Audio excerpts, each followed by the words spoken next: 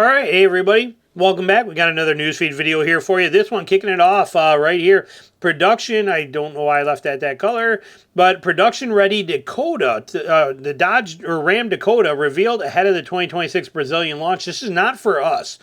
This is not the truck we're getting here, but it is using the Dakota name.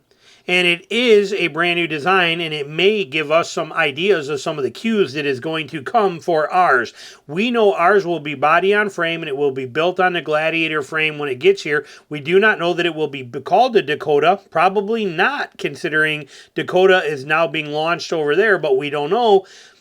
Maybe, though, we can pick up some interesting tidbits from this that could be beneficial to us here. This is from Ram, from Mopar Insiders here. Ram officially revealing one of its most beloved, or reviving one of its most beloved nameplates, the Dakota. Following the Nightfall concept revealed in August, Ram has shown that its first official video of the product-ready truck in South American market, giving us a clear look at what it has to come. Now, this is the Nightfall edition concept that Ram released back in August. It is impressive, got everybody all worked up. That is definitely one sweet looking truck. However, this is not body on frame, and this is the one that's going overseas. It is basically a little smaller than a Rampage, little baby motor in it. Great truck for what it is for that market, not something that's going to be here. Here's the new one here that we got coming, but what's interesting is, no, I don't know why that's still stuck there. Get that out of my way. I don't know, that's in my way and it's bugging me, but it says Warlock. See how it says Warlock right here? We'll see it again here in a minute. But so it says the new Dakota is going to be it's going to be a slot below the Rampage, offering a mid-sized truck buyers a blend of capability, comfort, and style that Ram trucks are known for. This is what, again, this is coming to the South American market, not to the U.S., but it isn't just a rebadged Fiat. The Dakota carries its own Ram identity. Truck proportions and details appear premium, featuring LED signature headlights, sculpted body lines, rugged stance, designed to appeal to both traditional pickup owners and lifestyle buyers. Inside, the Dakota shows tech-focused and upscale cabin in the segment.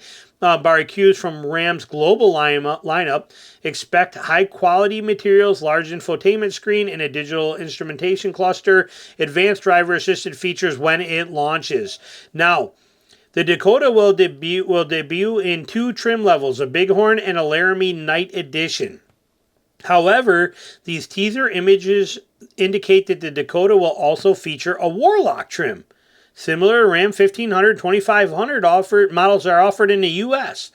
The Warlock has long been a budget-friendly alternative to the Rebel, offering aggressive styling and off-road inspired looks at a lower price point. I love how they say off-road inspired looks. It is a Rebel with a different cab, different interior. It doesn't just offer aggressive styling and off-road looks. The Warlock is a Rebel with cloth seats. God, it cracks me up how some people write stuff. It would be interesting to see how the Rebel integrates this trim, or the Ram integrated this trim into South American lineup, especially since the brand is marketing the Dakota as a more premium mid-size to that region. So it's interesting that they're putting this there, and they're using the Dakota name, they're using the Warlock name, they're using the Bighorn and the Laramie names. I find it very interesting. Here's the truck. Here's the one where you can see the best image of it right here. And this is the Warlock right here.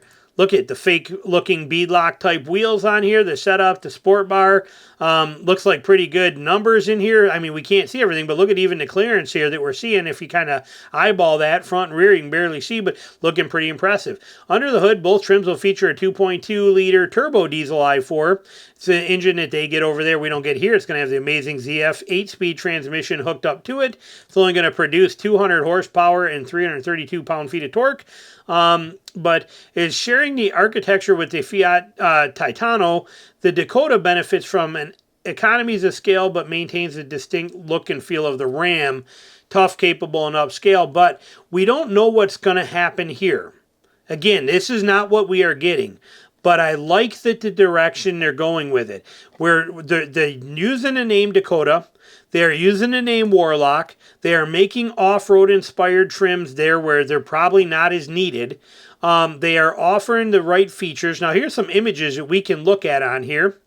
and we can go through these. I think it's going to let me scroll here, right? Come on. Are you going to, really? You're going to make me do this on every one?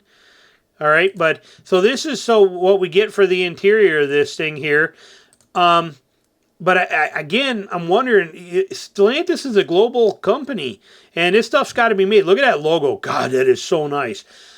I mean, there's no reason that we can't, some of this stuff wouldn't be somehow carried over or used in some of this has to be giving some kind of style cues to what we can expect for the Dakota here in the U.S. That is my opinion. Whether I'm right or wrong, we will never know until it gets here. But if this is the direction that we're going with the Dakota here, or whatever they name it as, man, I'm pretty impressed. I got some pretty high hopes for what we're seeing on this thing. This is looking really good, not going to lie. So we shall see. We don't know. Look, even the Warlock sticker. People in the comments are like, oh, I hate the name Warlock. I love it. I straight up love it. You know, they can say, you know, well, the definition of, I don't care. It's a perfect name for it. It's a truck that, you know, it's affordable, simple, yet it can do a whole bunch of cool capabilities. I love it. I think it's perfect. I straight up love this truck. I love the name. I love everything about it. Keep it coming. Well done, Ram. Keep going, going, going. Love it. Moving on to this one. This is what we need to hear. This is the stuff that we like to see. Woman buys a used car for her son. When the engine goes out 4 months later, the salesman decides to take care of the customer. We never hear that. How many of these newsfeed videos do I put out where I am ripping on shady, shoddy, scammy dealerships that play all kinds of stupid games? Not this guy. We're going to give him a shout out too. He is the owner of Northtown Auto Group in Gladstone, Missouri. So if you are in Missouri or you want to look in for a place, think about that. Okay, put that down. Northtown Auto Group in Gladstone, Missouri. His name is JP. But a customer buys a 2017 Honda Tucson with a bad motor. They didn't know it was bad, obviously. And JP, goes by JP the Car Guy 21 on Instagram or TikTok or whatever it is he's on here, says he's been in business and selling cars for over 30 years, and he prioritizes customer service above all. This is exemplified in his reaction. He learned about a college student's woes with a used Tucson they purchased from his inventory. JP says in a story on TikTok that despite the car not being covered by a limited used car warranty, he was intent on making things right.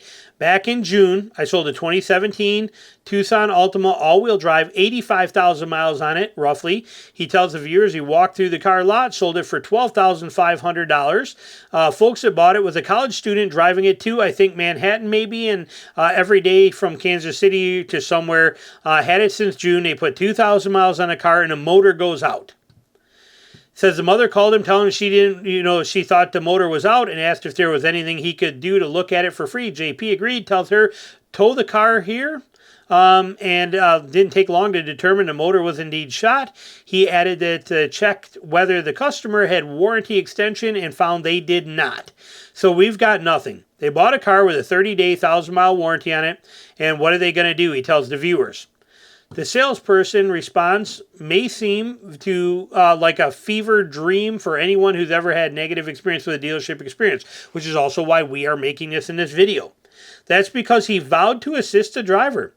Despite the vehicle being out of warranty, this may come as a shock to some, seeing as though there have been reports of dealers failing to address problems with vehicles despite even being covered under warranty. Okay, it's a sick time in the world right now. The automotive world is a sick, disgusting place. But yet here's kind of a star in the rubble, shining through. Here's what he said right here, this statement. I'm going to take care of the customer. That's what JP said. I'm going to take care of him. How did he do it? Told her, come in this week when I find the right car for her. Tell her, come in this week when I find the right car for her. We'll give her money back and put her in a new car, different car for the same money.